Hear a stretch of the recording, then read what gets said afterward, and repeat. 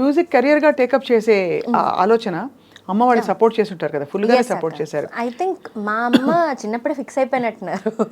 నాకంటే ఎక్కువ చిన్నప్పటి నుంచి విపరీతమైన తపన నన్ను సింగర్ చేయాలని. అండ్ అమ్మ పుట్టి పెరిగిందంతా పల్లెటూరు, రాజవంబంగా అని ఒక ఏజెన్సీ రాజమండ్రి నుంచి ఒక 2 hours దగ్గర. సో అక్కడ పుట్టి పెరిగింది. చిన్నప్పుడు పాడతాను అంటే మా తాతయ్య కొంచెం జోక్గా తీసి పాడేడాలు ఇలాంటివన్నీ జరిగేవన్నమాట. అంటే అంత సపోర్ట్ ఎప్పుడు లేదు అమ్మకి. పెరిగిన వాతావరణం అవ్వచ్చు, ఆ రాజమంగిలో ఉండిపోవడం వల్ల అవ్వచ్చు, for years and years. So అలాగ నేను పుట్టాక నన్ను సింగర్ చేయాలని అనుకోవడం ఒకటి, కానీ నాకు ఒక 4-5 ఏళ్ళు నాకు మినిమం ఊహ స్టార్ట్ అయిన దగ్గర నుంచి నా బ్రెయిన్లో కూడా సంగీతం తప్పే ఉండేది కాదు. ఇప్పటికీ I can't imagine anything else. Office లో కూర్చుని నీకు ఒక సాఫ్ట్వేర్ జాబ్ ఇస్తే అమ్మో. And to be very honest, నన్ను ఎక్కడికన్నా ఎప్పుడన్నా అంటే యూజువల్లీ పెద్ద పంపేవాళ్ళు కాదు, బట్ ఒక్కవేళ నన్ను ఎక్కడికన్నా నా ఫ్రెండ్స్ ఇంటికి వాళ్ళకి పంపినా నేను 1-2 గంటలు సోషల్ బ్యాటరీ ఉండేది. దాని తర్వాత ఓకే, అప్పట్లో కాంపిటీషన్లు ఉంటే ఓకే ఇది పాట నేర్చుకోవాలి, ఇదేం చెయ్యాలి, ఇది సరిగ్గా పాడాలి, ఇది వెళ్ళట్లేదు రేంజ్, ఇవే ఆలోచించేదాన్ని. ఇప్పుడు కూడా ఎలా అయిపోయిందంటే నాకు ఇది తప్ప ఇంకేం ఉండదు. సో ఐ థింక్ నాకు కూడా అది అంత ఇష్టం ఉండడం వల్ల కొంచెం అబ్బిందేమో అనిపిస్తుంది. చదువు అంతా తల్లి? చదువు BA మాస్ కమ్యూనికేషన్స్ చేశానక్క. ఓ, నువ్వు మా బిరాదరి అయితే? ఎస్, విల్లా మేరీలో. అది కూడా I thought like okay, if పాటలు అఫ్ కోర్స్ అది మనం చేసుకునేది, ఇట్స్ నాట్ ఫర్ ఎనీ ఏమంటారు జస్టిఫికేషన్ ఆర్ లెజిటిమసీ కోసం కాదు, ఇట్స్ ఫర్ అవర్ సెల్ఫ్ కాబట్టి. బట్ అది ఉన్నా లేకపోయినా కూడా మీడియాలో ఏదన్నా ఒక చెయ్యాలి అన్న ఒక ఉద్దేశంతో ఐ జాయిన్డ్. కానీ వాయిస్ ఏమైనా నువ్వు జాగ్రత్త పదును పరుచుకోవాలా, అంటే దాన్ని పదిలపరచుకోవాలా, పదును పెట్టుకోవాలా? పదును పెట్టుకుంటూ డెఫినెట్లీ ఉండాలి. ఎప్పుడు పొదుపుగా చూడడం మాత్రం తక్కువే, కొంచెం ఇంట్లో కూడా ఎక్కువ ఆగుతూనే ఉండేదాన్ని. ఎందుకంటే గొంతుతో అంత పని ఉంటుంది కదా. అయితే నో ప్రాబ్లం, వచ్చేసి media is waiting for you. అయితే తప్పకుండా మంచి షోతో డెఫినెట్లీ పెట్టే. సో అలా ఎప్పుడు కేర్ అంటూ స్పెషల్గా ఎప్పుడు తీసుకోలేదు. బట్ యా, అక్కతో నీ జర్నీ, అక్క Harini is also a wonderful singer. And actually నిజం చెప్పాలంటే చిన్నప్పుడు నాకంటే ముందు, ఆబ్వియస్లీ పెద్దది కాబట్టి నాకంటే ముందు సంగీతం నేర్చుకోవడం స్టార్ట్ చేసింది కానీ పాడడం స్టార్ట్ చేసింది కానీ హరిణియే అనమాట. సో పక్క నీళ్ళల్లో ఉండేవాళ్ళం కాకినాడలో ఉన్నప్పుడు. నేను పుట్టింది కాకినాడ. సో ఉన్నప్పుడు ఇది కాంపిటీషన్లకు వెళ్తూ ఉండేది, రకరకాల కాంపిటీషన్లు, క్లాసికల్, మామూలు లైట్ మ్యూజిక్, సినిమా పాటలు అన్నిటికీ వెళ్ళేది. సో నేను చిన్నప్పటి నుంచి విపరీతమైన కాంపిటేటివ్, అంటే మంచిగా ఉంటూనే కాంపిటేటివ్గా ఉండేదాన్ని. నాకు స్టేజ్ మీదకి వెళ్తే మాత్రం నాకు పాటగా నేను పాడేయాలి, నేను బాగా పాడేయాలి అన్నది. ఎవరేమైనా కాదు, బాగా పాడేస్తే చాలు నాకు, అంతే. సో అలా ఉండేదాన్ని. సో ఇదేంటంటే ఏదన్నా ప్రైజులు తెచ్చుకుని ఇంటికి వస్తే, సపోజ్ 2 కేటగిరీల్లో 2 ప్రైజులు వస్తే ఒకటి నాకు ఇచ్చేయమని గోల ఏడ్చేసేదాన్ని గుక్క పెట్టి విపరీతంగా. అప్పుడు మా నాన్న, బాబోయ్ అసలు ఇలా కాదమ్మా, అలా తీసేసుకోకూడదు, నువ్వు కూడా పాడాలి, నువ్వు కూడా వెళ్తే వస్తాయి అనేది. అప్పటి నుంచి ఇంకా ఫిక్స్ అనమాట. ఇంకా ప్రతి కాంపిటీషన్కి వచ్చినా రాకపోయినా వెళ్ళడం.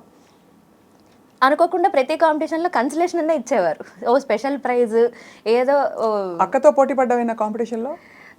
ఏదో నేను జూనియర్స్లో వచ్చేదాన్ని, నాకు దానికి పాపం సంబంధం ఉండేది కాదు, ఎందుకంటే అది సీనియర్స్లో సబ్ జూనియర్స్లో ఉండేది, నేను జూనియర్లో ఉండేదాన్ని. సో అలాగా అది జూనియర్లో ఉండేది, నేను సబ్ జూనియర్.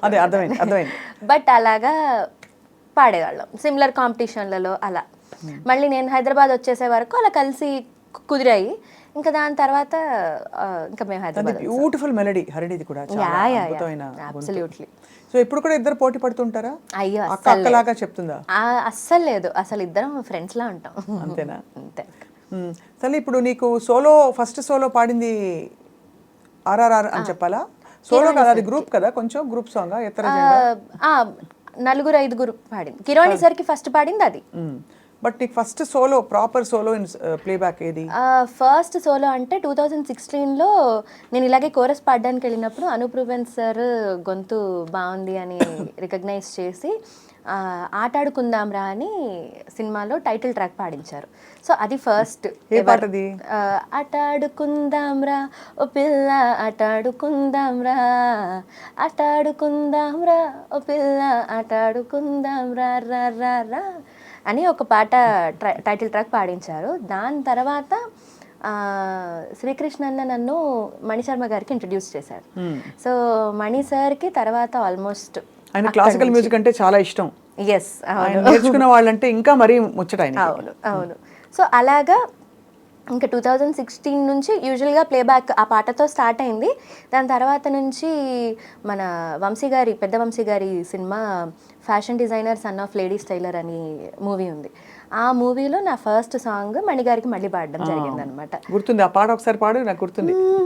మేఘాలే తేలెనాలోన బాబా బాబా బాబా బాబా రాగాలే గుండె గదిలోన టడం టం టం ఆ గువ్వలకే కొమ్మవుతున్నా హరివిల్లులకే ఇల్లవన వెన్నెల నా ఒళ్ళోవన నీలోన నాలోన ఈ వింతే తొలి ప్రేమంటున్నా. ఇది నా first song for Mani sir. అక్కడ నుంచి మణి సార్కి చాలా పాటలు పాడడం జరిగింది అండ్ అదర్ కంపోజర్స్ అలా మెల్లిగా. తర్వాత తమన్ గారికి పాడడం జరిగింది. సో అలా తమన్ గారికి ఇదే కదా. తమన్ గారికి ఫస్ట్ వచ్చేసి క్రాక్ సినిమాలో మాస్ బిర్యానీ మాస్ బిర్యానీ అనే పాట ఫస్ట్ సాంగ్, సోలో సాంగ్ అయితే ఫస్ట్ అది.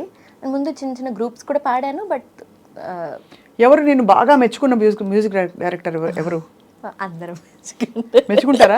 అందరం మెచ్చుకుంటారు అక్క. ఏమంటారు?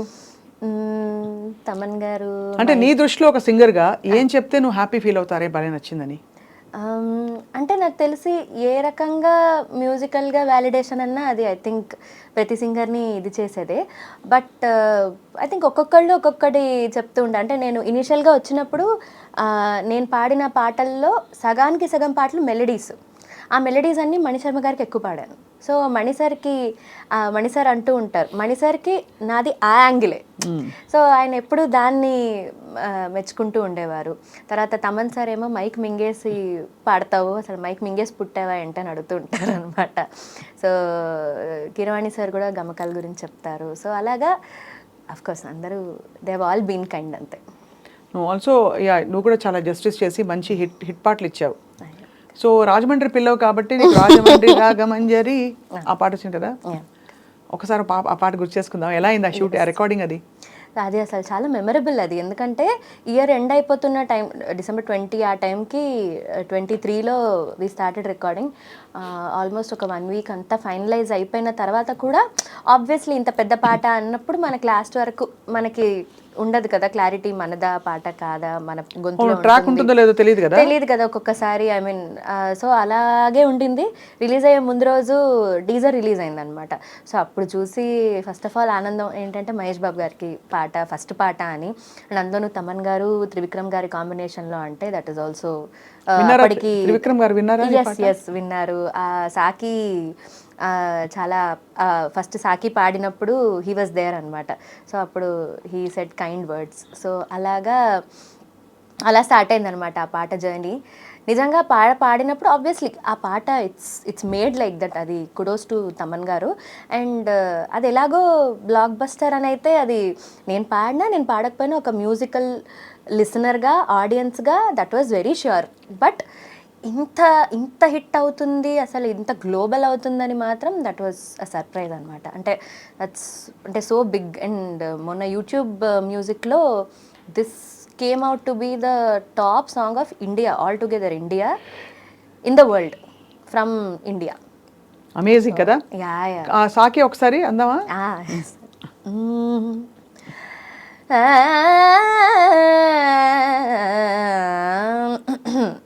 Sinabbai, ఆ సిల్లు వాటర్ అందుకో. రంగభూమికి అభివందనం, రసిక మహాజనమందరికి సుస్వాగతం. సమయం ఏడయింది, సాయంత్రం ఏడయింది, చల్లగాలి సైకిలి గింతను పెడతాంది. ఆ పక్క మంచం మీద మా దాసుబావ, ఈ పక్క కుర్సీలో కత్తిలాంటి కుర్రాడు ఆసీనమైన మా రమోల డాన్సింగ్ పార్టీ వారి అభినయ హేలా రచ్చలేపితే పోలా. అబ్బో, ఇవన్నీ ఏంటి నీకు తమన్ గారు ఇలా పాడని చెప్పారా లేకపోతే నువ్వే? రామ్జో గారు తమన్ గారు ఈ రికార్డింగ్కి ఉన్నారు. సో వాళ్ళు లిటరల్గా ప్రతి లైన్ ఎలా పాడాలి అన్నది దే మేడ్ ష్యూర్. నువ్వు ఫుల్ జస్టిస్ చేసావు. రాజమండ్రి రాగమంజరి, మాయమ్మ పేరు తలవనోళ్ళు లేరు మేస్తిరి, కళాకారుల ఫ్యామిలీ మరి నే గజ్జ కడితే నిద్రపోదు నిండు రాత్రి. సోకులాంటి స్వప్న సుందరి నిమ్మడత Hello. సోపుమా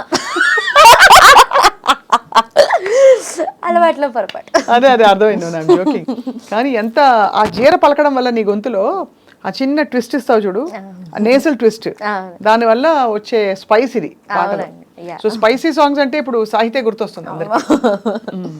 సో కానీ